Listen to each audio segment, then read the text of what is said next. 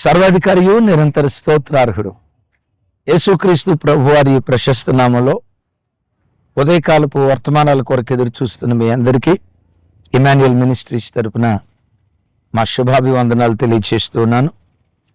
క్రీస్తునందు మాకు అత్యంత ప్రియమైన దైవజనాంగమా, ప్రస్తుతం నేను నిర్మించబడుతున్న మన మెదక్ మందిరం దగ్గరలో ఉండి ఈ ఉదయం మీతో వాక్యం పంచుకోవటానికి ప్రభు కృప చూపిస్తూ ఉన్నారు. మీ అందరూ ప్రార్థన చేయండి. మీ అందరి ప్రార్థన సహాయం కావాలి. ప్రభు చిత్తమైతే 22వ తారీఖు అనగా వచ్చే సోమవారం మందిరాన్ని ప్రభువుకు ప్రతిష్ఠించాలని ఆశపడుతూ ఉన్నాం. ఈలోపు సాధ్యమైనంత వరకు ఎక్కువ పనులు పూర్తి చేయబడినట్లుగా మీ అందరి ప్రార్థనలో జ్ఞాపకం చేసుకోండి. మన ఆత్మీయ తండ్రి దైవజనులు రాజశేఖరయ్య గారు 22వ తారీఖు మన మధ్యలోకి రాబోతున్నారు. ప్రార్థించండి, పాల్పంపులు పొందండి. మంచిది. ఈ దినం ఓ ప్రాముఖ్యమైన సందేశం మీతో పంచుకోమని పరిశుద్ధాత్మ దేవుడు నా హృదయాన్ని పురుకులిపిన దాన్ని బట్టి మీతో మాట్లాడుతూ ఉన్నాను. నీ గూర్చి చింతించే దేవుడు నీకుండగా ఎందుకు నీకు ఈ చింత? మానవ జీవితం ఉదయం లేచింది మొదలుకొని రాత్రి పండుకునే వరకు ఎన్నెన్నో ఆలోచన వరకు పర్వాలా, ఆలోచించి ఆ ఆలోచనలో చింతగా మారి ఈ కూతురు పెళ్ళి ఎలా నేను చేయాలి, ఈ కొడుకు పెళ్ళి ఎలా చేయాలి, వీళ్ళు ప్రయోజకులు అవుతారా లేదా, నా పంట పొలం సరిగ్గా పండిద్దో లేదో, ఈ అప్పుల బాధ నుంచి ఎట్లా బయటికి రావాలి, అయ్యో శరీరంలో ఈ అనారోగ్యం ఉంది, ఈ అనారోగ్యం నుంచి ఎలా బయటపడాలి అని ఎన్నో విషయాల గురించి మనిషి ఆలోచించి ఆ ఆలోచన కాస్త చింతగా మారి మనిషి అనారోగ్యానికి గురవుతూ ఉన్నాడు. చింత ఎంత ప్రమాదకరమైనదో లేఖనాల్లో చూస్తే, చితిమంటలు చనిపోయిన మనిషిని కాలిస్తే మనసులో ఉన్న చింత బ్రతికున్న మనిషిని కాల్చేస్తాయి. విన్నారా? చితిమంటలు చచ్చిన మనిషిని కాలిస్తే హృదయంలో ఉన్న చింత బ్రతికున్న మనిషిని కాల్చేస్తాయి. తమ్ముడు, చెల్లి, దేని గురించి చింతిస్తున్నావు? అన్నా, అమ్మా, దేని గురించి నీ చింత? పదే పదే ఆలోచించి దేని విషయమై ఆలోచించి నీ ఆరోగ్యాన్ని పాడు చేసుకుంటున్నావు. నీకు శుభవార్త. దేవుడు లేని ప్రజలు చింతించారు అంటే అది సబబే. నువ్వు దేవుడు కలిగిన ప్రజవు కదా. ఎవరు నీ దేవుడు? నీ గూర్చి చింతించేవాడు, ఎప్పుడు నీ మీదే మనసు పెట్టినవాడు, నీ మీదే దృష్టి ఉంచి నీ విషయమై ఆలోచిస్తూ ఉన్నవాడు. అలాంటి గొప్ప దేవుడు నీకుండగా ఎందుకు ఆలోచించి నీ ఆరోగ్యాన్ని పాడు చేసుకోవాలి? అదే పేతురు భక్తుడు అంటాడు కదా, ప్రభువు మిమ్మల్ని గూర్చి చింతించుచున్నాడు గనుక మీ చింత యావత్తు ఆయన మీద వేయండి. ఆయన మీదే గనక నీ చింత వేయగలిగితే, నీ చింత ఆయన మీద వేసి నువ్వు నిశ్చింతగా బ్రతకగలిగితే, నీ దేవుడు నీ జీవితంలో చేసే కార్యాలు ఎంత అద్భుతంగా ఉంటాయో బైబిల్లో ఒక మాట మీకు జ్ఞాపకం చేస్తాను. చూడండి, ఆదికాండం 39వ అధ్యాయం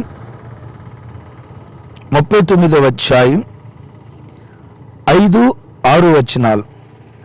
5వ వచనం నేను చదువుతాను, నాతో కలిసి గమనించండి. అతడు తన ఇంటి మీదను తనకు కలిగిన అంతటి మీదను అతనిని విచారణకర్తగా నియమించిన కాలము మొదలుకొని యెహోవా యోసేపు నిమిత్తం ఆ ఐగుప్తీయుని ఇంటిని ఆశీర్వదించెను.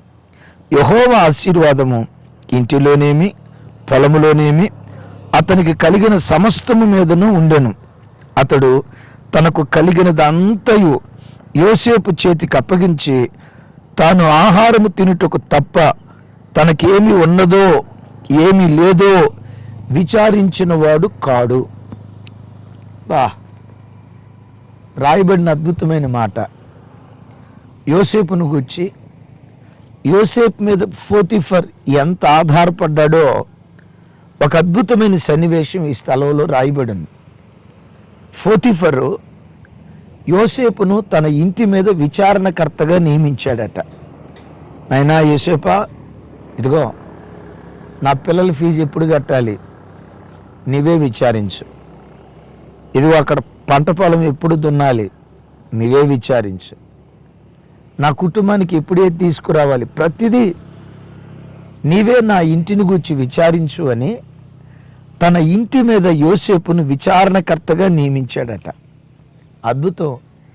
యోసేపును విచారణకర్తగా నియమించిన కాలం మొదలుకొని ఈ పోతీఫరు ఇక ఏ విషయాన్ని గూర్చి తన ఇంటి విషయమై చింతించలేదట. ఎందుకు చింతించలేదయ్యంటే నా ఇల్లంతటిని గూర్చి చింతించే యోసేపు ఉన్నాడుగా, నా ఇల్లంతటిని గూర్చి బాధ్యత తీసుకున్న యోసేపు ఉన్నాడు కదా, ఆయన విచారణకర్తగా నియమించా. అన్నీ ఆయనే చూసుకుంటాడని తినే ఆహార విషయంలో తప్ప ఇక తన ఇంట్లో ఏముంది ఏమి లేదని విచారించిన వాడు కాదట. ఎందుకు? తన ఇంటి మీద విచారించే విచారణకర్త యోసేపు ఒకరున్నారు. అద్భుతం.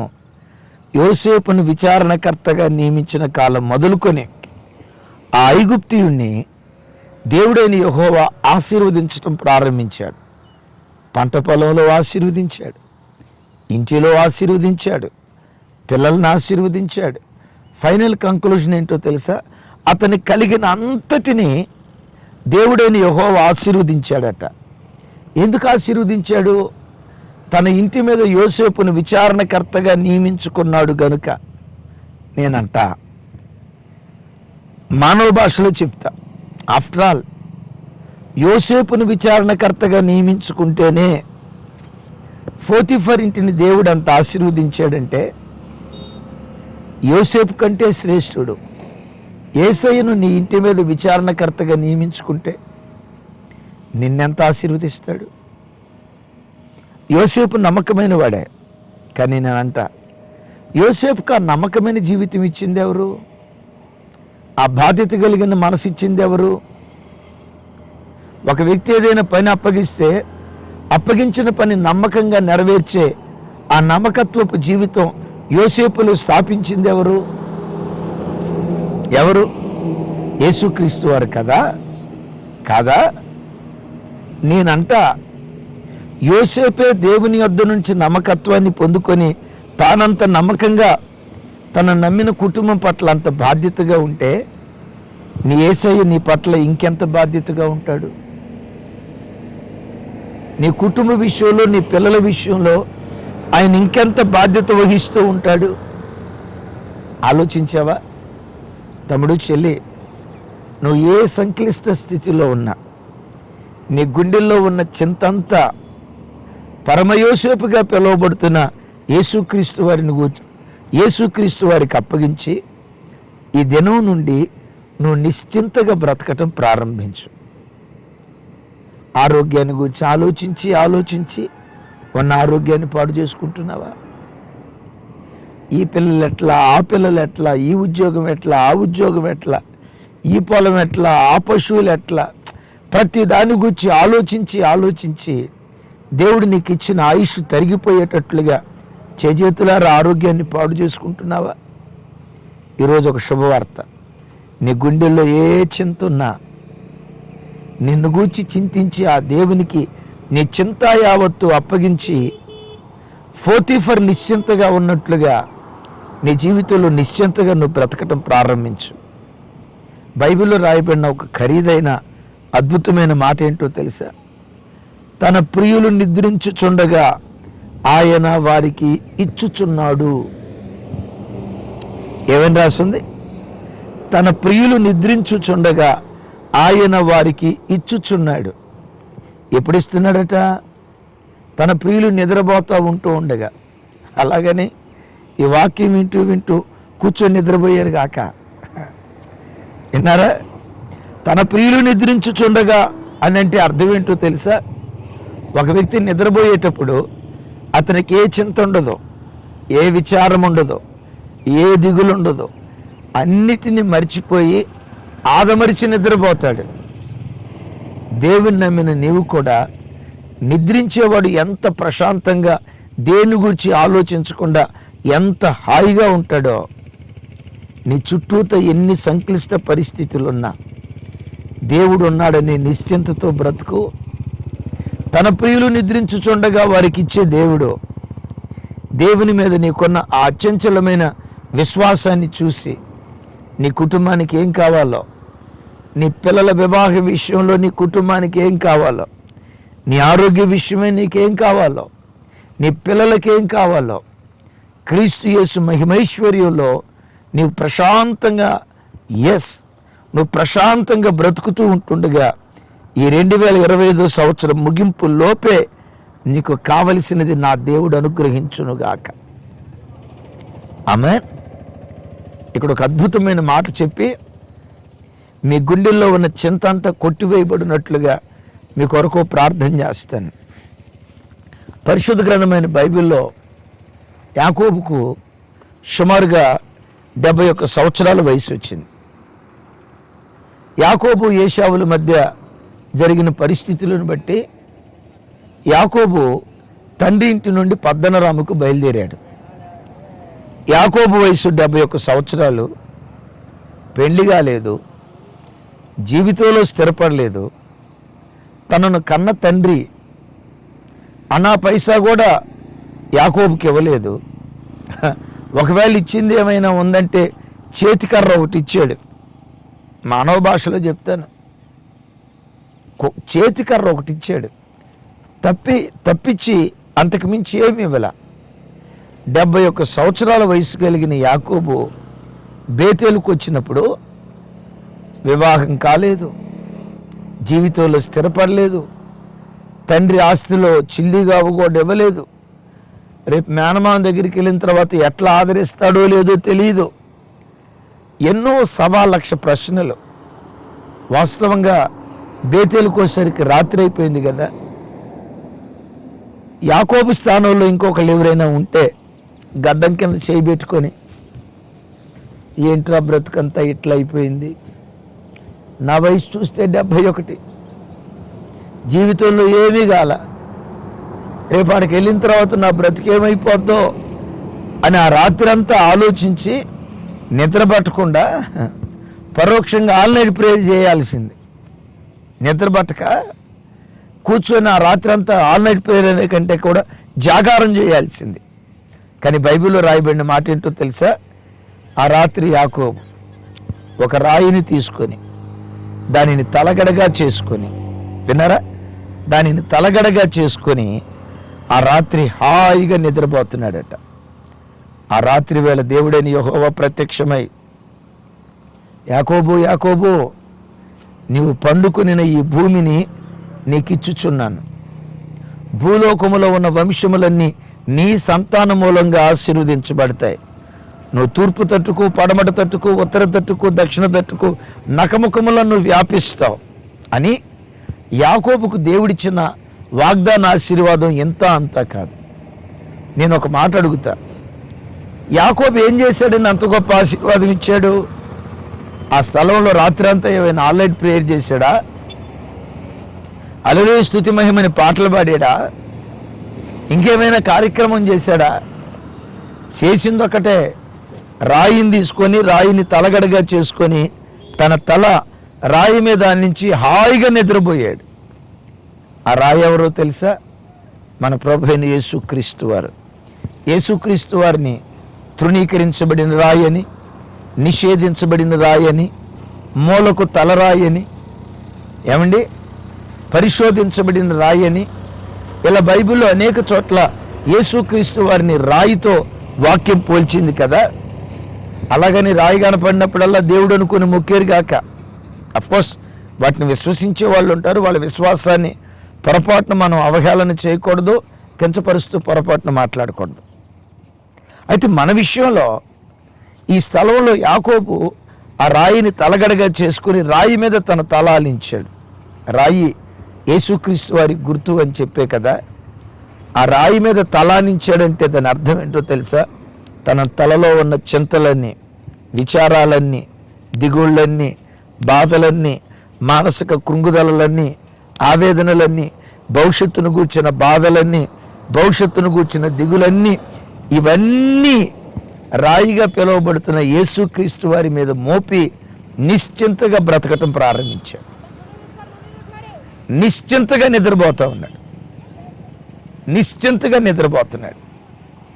బైబిల్లో రాసింది కదా, నీ భారము యెహోవా మీద మోపుము, అప్పుడు ఆయన నిన్ను ఆదుకుంటాడు అని రాసింది. విన్నారా? నీ భారము యెహోవా మీద మోపుము, అప్పుడు ఆయన నిన్ను ఆదుకుంటాడు. యాకోబు తన భారాన్ని ఎవరి మీద మోపాడు? రాయిగా పిలువబడుతున్న ఆరాధ్య దైవం ప్రభు అయిన యేసుక్రీస్తు వారి మీద మోపాడు. అందుకనే అద్భుతం, యాకోబును ఇశ్రాయేలు గోత్రకర్తగా చేసి యాకోబును ఒక చరిత్రకారుడిగా దేవుడు నిలవబెట్టాడు. ఈరోజు వాక్యం వింటున్న బిడ్డలారా, యాకోబు సంతాన మూలముగా భూలోకములో ఉన్న వంశములన్నిటినీ దేవుడు దీవించాడు. నా చేతులెత్తి దీవిస్తున్నా. ఆ కాలంలో యాకోబును ఆశీర్వదించిన దేవుడు ఈ కాలంలో నిన్ను ఆశీర్వదించునుగాక, నీ పిల్లలను ఆశీర్వదించునుగాక. నీ సంతాన మూలముగా భూలోకములో ఉన్న వంశములన్నిటినీ దేవుడు సమృద్ధిగా దీవించి వర్ధిల్ల చేయునుగాక. దేవుడు అలా నీ బ్రతుకులో కార్యం చేయనట్లుగా ఈ దినం నుండి నిశ్చింతగా బ్రతుకు. నీ గూర్చి చింతించే దేవుడు నీకుండగా నీవెందుకు చింతించాలి? నీవెందుకు విచారించాలి? నీవెందుకు దిగులు పడాలి? నీవెందుకు జాగారాలు చేయాలి? నీవెందుకు అదెట్లా ఇదెట్లా అని ఆలోచించి నీ ఆరోగ్యాన్ని పాడు చేసుకోవాలి? ఈ రోజు నుండి ప్రభు నన్ను గూర్చి చింతిస్తున్నాడు గనుక నా చింత యావత్తు ఆయన మీద వేసి నేను నిశ్చింతగా బ్రతుకుతానని నిశ్చింతగా బ్రతకటం ప్రారంభించు. ఈరోజే నీ కుటుంబానికి ఏ కొరత ఉందో, ఏ కొదువు ఉందో, నీ కుటుంబంలో ఏ లోయలు ఉన్నాయో, ఏ సునామం పేరిటి దినం ఆ లోయలన్నిటినీ దేవుడు పూడ్చునుగాక. ఆ లోయలన్నిటినీ దేవుడు పూడ్చునుగాక. ఆ లోయలన్నిటినీ పూడ్చునుగాక. నీ సంతాన మూలముగా భూలోకములో ఉన్న వంశములన్నీ నా దేవుడు దీవించి వర్ధెల్ల చేయునుగాక. ప్రార్థన చేస్తాను. దేని గురించి చింతించకుండా ప్రార్థన, విజ్ఞాపన, కృతజ్ఞత స్తుతుల ద్వారా మన విన్నపాలు దేవునికి తెలియచేద్దాం. ప్రార్థన. సర్వశక్తి గల తండ్రి, ఈ ప్రార్థనలో ఏకీభవిస్తున్న ప్రతి తల్లి కొరకు, ప్రతి చెల్లి కొరకు, ప్రతి తమ్ముడు కొరకు, ప్రతి తండ్రి కొరకు ప్రార్థిస్తున్నాం. మా కొరకు చింతించే దేవుడు మాకున్నావయ్యా. మాకెప్పుడేం చేయాలో, మాకెప్పుడు ఏది ఇవ్వాలో, ఎప్పుడు మాకేది అవసరమో మాకంటే మీకే ఎక్కువగా తెలుసయ్యా. మేము దేని గురించి బాధపడాల్సిన పని లేదయ్యా. ఆకాశ పక్షులు వెత్తవు, కోయవు, అయినా వాటిని మీరు పోషిస్తూ ఉన్నారు. ఆకాశ పక్షుల కంటే మేము శ్రేష్ఠులం కదయ్యా. సమస్త వైభవముతో కూడిన సొలొమోను కూడా ఆ అడవి గడ్డి పువ్వు వలె అలంకరించబడలేదు అయ్యా. వాటికంటే మేము శ్రేష్ఠులం.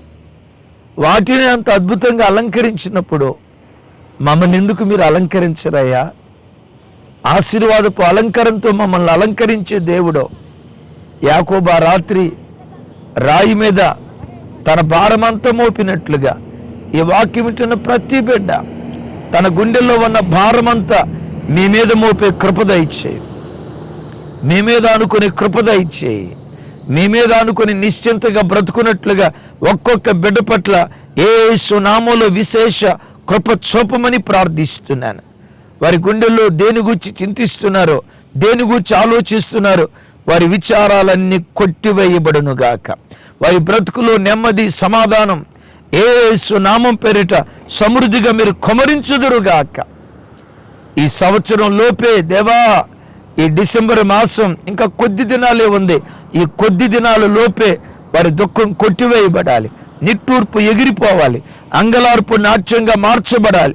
దేని గూర్చి చింతిస్తున్నారో ఆ చింత యావత్తు కొట్టివేయబడి ఈ దినమే వారికి కావలసింది మీరు అనుగ్రహించుదురుగాక, అద్భుతం చేయుదురుగాక. యేసు నామం పేరిట ప్రార్థించి స్తుతించి పొంది ఉన్నాం తండ్రి, ఆమేన్. తండ్రి అయిన దేవుని ప్రేమ, కుమారుడైన యేసుక్రీస్తు వారి దివ్య కృప, పరిశుద్ధాత్మ దేవుని సహవాసం మనకు సకల పరిశుద్ధులకు సదా తోడయుండి నడిపించునుగాక. ఆమేన్, ఆమేన్, ఆమేన్. మంచిది. 22వ తారీఖు మెదక్ చర్చి డెడికేషన్ అని మీతో పంచుకున్నాం కదా. మిమ్మలను మీ కుటుంబాలను హృదయపూర్వకంగా ఎమాన్యుయల్ మినిస్ట్రీస్ తరపున ప్రేమతో ఆహ్వానిస్తున్నాం.